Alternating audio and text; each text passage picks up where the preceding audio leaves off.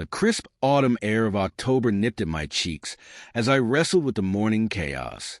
It was a typical Wednesday in our suburban home in Aspen Grove, Colorado. At 6:45 a.m., I was navigating the usual hurdles of getting our two kids, 8-year-old Leo and 6-year-old Daisy, ready for school. Toast was burning.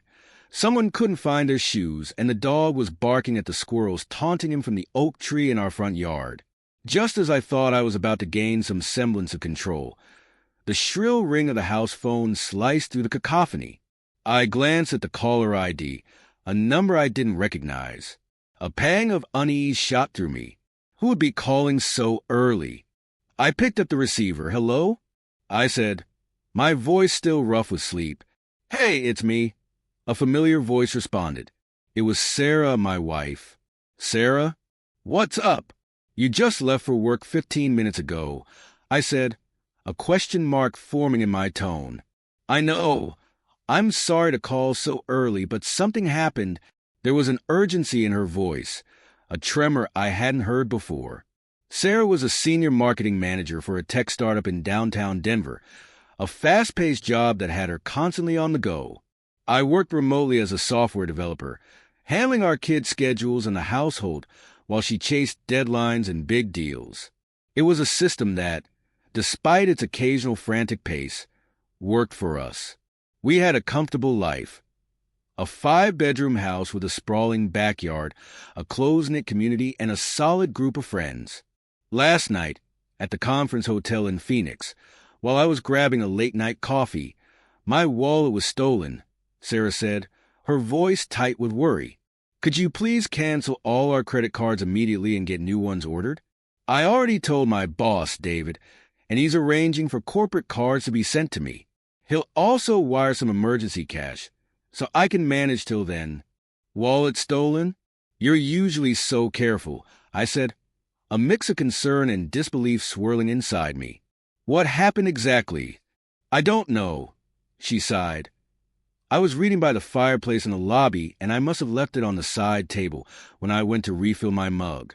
When I went back, it was just gone. I also had my driver's license in it. The hotel staff are searching the premises." Okay, I'll take care of it. Just relax." "Is there anything else?" I asked, my mind already working through the steps of canceling credit cards and arranging for new ones. "Yeah, about $1,500 in cash was in there. The cards can be replaced, but that's money gone. Most of my makeup was in the room, so I can still present my marketing plan tomorrow morning," she said. "Tell Leo and Daisy I miss them. I'll be home on Friday." "I will, sweetie. Just focus on your conference. Don't worry about this," I replied, trying to sound reassuring. We hung up, and I immediately got to work on the credit cards. That conversation took place 6 weeks ago. The cards were canceled swiftly, and life in Aspen Grove returned to its familiar cadence. I put the stolen wallet incident to the back of my mind, attributing it to a bad day in a busy hotel lobby. Until yesterday, I was searching for our home insurance policy and happened upon a folder containing monthly statements from Sarah's personal Fidelity account. This was a separate investment fund she managed, money inherited after her parents' tragic accident several years ago. I had always respected her privacy regarding this account, but a mix of curiosity and the lingering unease from the wallet incident nudged me to take a look. I remembered the inheritance was around $450,000. The statement showed it had grown to over $520,000, a pleasant surprise. But then I noticed a $5,000 withdrawal from a money market account about 6 weeks prior. My curiosity, once a gentle nudge, was now a hard shove. I delved deeper. I discovered she had written a substantial check to Diamond Dreams Jewelry in Phoenix a mere 2 days after she claimed her wallet was stolen. What was she doing buying jewelry in Phoenix? She hadn't mentioned any purchases. She doesn't have any close family other than her sister, and her sister's birthday was not coming up. My mind raced. Why would she be making such a purchase, and why keep it a secret? I decided to investigate further. I looked up Diamond Dreams Jewelry online, found their contact number and called. A woman answered, her voice bright and cheerful. After stating my name and that I was inquiring about a past transaction, I said, we had a slight issue with a purchase and were wondering about the store's warranty policy. She quickly searched, then her tone changed. Oh, I remember this purchase. The lady was quite upset when she came in. She mentioned that her wedding and engagement rings had been stolen and wanted to replace them. It was quite an emotional experience. We used her company card to secure the transaction, and a check was sent a few days later. You might want to know there is a 90-day warranty. My blood ran cold. Her wedding and engagement rings? Stolen? She only mentioned her wallet. Why would they be in her wallet anyway? She never takes them off. This didn't make any sense. I stammered something about needing to discuss this with my wife and ended the call, my head spinning. The implications hit me like a physical blow. The ring should have been on her finger unless she had deliberately taken them off. But why? Disconcerting thoughts began to percolate, thoughts of affairs, of deception. We'd been married for 12 years. We had built a beautiful life together. Our children were our everything. Or so I thought. Sarah traveled about once a month, often staying for 3 or 4 nights in distant cities. It would have been so easy for her to... My stomach churned at the possibility. If she were having an affair, she would need to replace the rings. But why not go through insurance? It would not make sense for her to pay that amount out of her own pocket. She never mentioned she had rings in her wallet. I decided to call the conference hotel in Phoenix.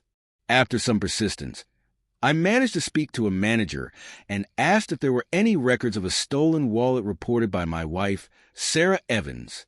Surprisingly, there was. I requested a copy to be faxed to me. A few minutes later, the fax landed on my printer. The report was written and signed by Sarah herself. It detailed how her wallet was stolen from a booth where she was sitting while she was dancing in the hotel ballroom. She had left her purse on a table, and when she returned it was gone. And there was more. She had explicitly stated she didn't want to involve the police. The details were piling up, creating a picture I didn't want to see. She had lied not just about the rings, but also about the circumstances of the stolen wallet, the dancing, the reluctance to call the police, the secret jewelry purchase. It all pointed to a devastating conclusion. What if she took off the rings to appear unmarried? What if she wanted to be seen as single by someone else? My mind was racing. The ring should have been in her purse when it was stolen. So, she was dancing in the ballroom with an unknown person? I realized I needed to know more. Sarah was going on another trip next week.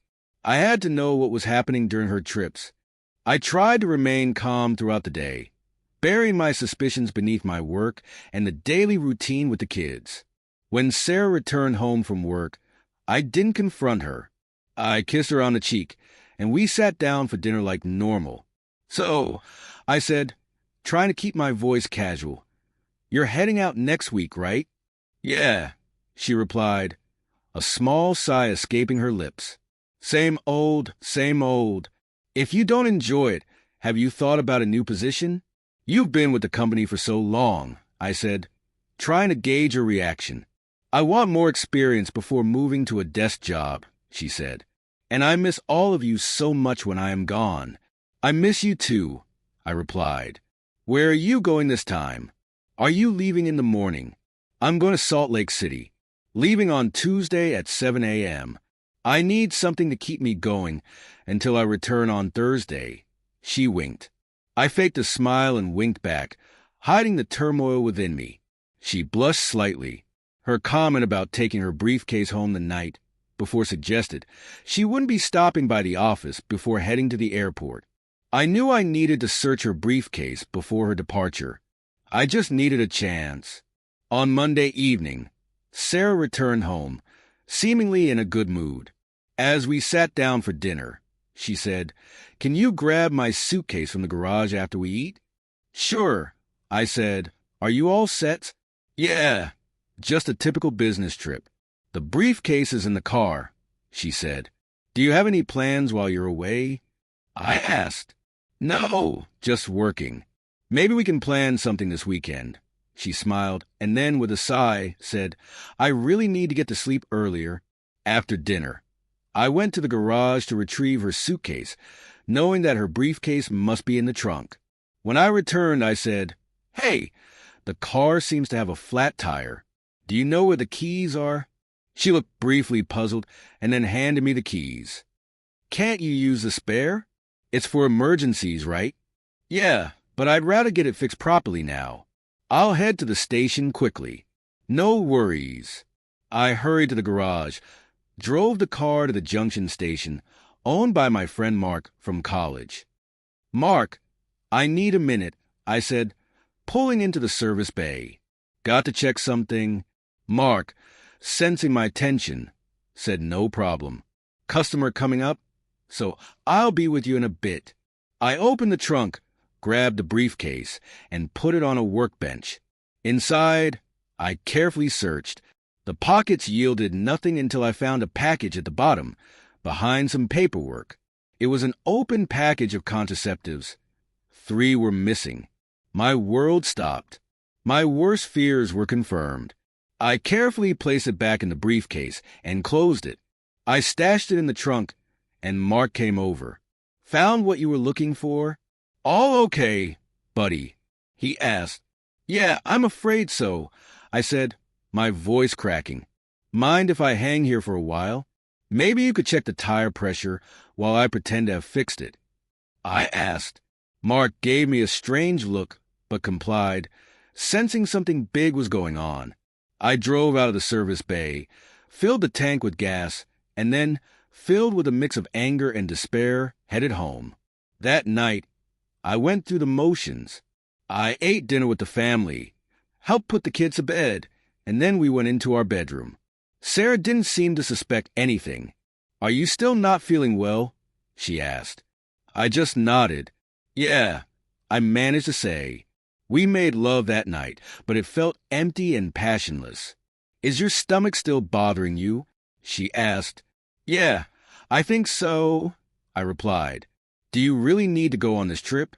I'm sorry, honey, but this trip is necessary. I'll do my best to wrap things up and return as soon as I can.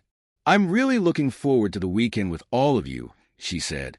I said okay, hoping deep down that everything would be a bad dream. When I heard Sarah stirring at 5 a.m., I didn't get out of bed. When she was leaving, she leaned over and kissed me on the cheek. Not feeling well, honey, she asked. I nodded, my throat tight. I just heard the garage door closing. Then I got up, my heart heavy. After the kids left for school, I went through the yellow pages and found several private investigator services. I called a couple of companies and made an appointment to meet them the same morning. I also called a divorce attorney that was recommended by a friend and scheduled an afternoon meeting. At the investigator's office, I laid out my concerns and hired them to surveil Sarah during her trip. I gave them her photo and all her travel details, and they assured me they would get photos and a report within the next 48 hours. At my attorney's office, they explained I could easily get full custody of the children as I was their primary carer. I told them to prepare the necessary divorce documents, citing irreconcilable differences, and she has to immediately vacate the house.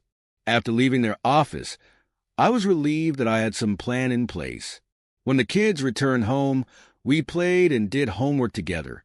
On Thursday night, when Sarah came back, she was tired and looked ill. I gently offered to do her laundry, but she said that she would manage later. I knew the reason behind that. On Monday morning, I got a call from the investigator. The report was ready. I asked them to send me the report as soon as they could and drove to their office. The report stated that surveillance began at the Salt Lake City Marriott Hotel at 5:17 p.m. on Tuesday, October 22nd. Sarah's identity was confirmed by a photo that the company had on file. The report stated that she was wearing a company badge and was carrying a briefcase when she entered the elevator, heading to room 502. A few minutes later, she left the room and was pictured in a black dress and high heels with no wedding rings on her fingers. A later picture showed her kissing a man at a table in the hotel restaurant. At 9 p.m., she was pictured entering her room with the man, and at 11 p.m., the man left the hotel. He was identified as James Miller, married with 2 kids. I was devastated. She had done it again. Her lies, her betrayals, it was too much to bear. I gathered all the photos and the documents and drove straight to the divorce attorney. I instructed them to finalize everything and have the divorce papers served to her publicly at her office. Later that day, there was no love between us. She was quieter than usual and tried to hide her face when I got near her. The next morning, I said goodbye to her, and she came to hug and kiss me, but I was very aloof. I knew she could sense something was terribly wrong. When I closed the door behind her, she was staring at me and was teary. "I love you," she said. I ignored her. At about 10:45 a.m., I got a call from Sarah's workplace. I didn't say anything. A trembling whisper said, "I'm sorry," and then the line went dead. I stayed silent. Sarah didn't return home that evening. I wondered if she even cared anymore. She seemed so detached from her life. The next day, Sarah called. "Honey, can I come home and pack my things?" she asked. "Can we talk?" I replied calmly, "Come between 9 o'clock and noon. The kids and I will be out, and we can talk at my attorney's office after you sign, notarize, and return the divorce papers." There was a sob on the phone. "Okay," she said.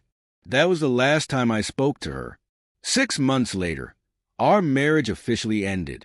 I've heard that she got pregnant during one of her affairs, and that contraception failed. Even if I had never discovered the ring incident, I believe the truth would have come out eventually. Her actions, her behavior, her lies, they would have eventually caught up to her. I've heard rumors about her dating again. Maybe it's time to warn her next partner. She doesn't have to deceive and hurt another person. During our meeting at my attorney's office, she pleaded with me to reconsider. She talked about how difficult it was not having unrestricted access to our children. I told her I couldn't trust her. She said she had seen a psychologist who diagnosed her with nymphomania. She claimed her impulses were under control, but it wasn't enough. She should have gotten help earlier. As I left the office, she was crying, but I had no empathy for her anymore. Recently, I heard from a school friend who works at a local nightclub. He said he sees my ex-wife there with different men, acting provocatively. I felt anger, sadness, and pity for my children. A friend of Sarah also informed me that Sarah had contracted herpes. I felt nothing for her. She made her choices and now has to live with the consequences. I've started dating again and I met someone amazing. She is also divorced and we share similar values. She also endured her ex-husband's infidelity. My kids like her, and it feels like a natural fit. It is only a matter of time when I take the relationship to the next level.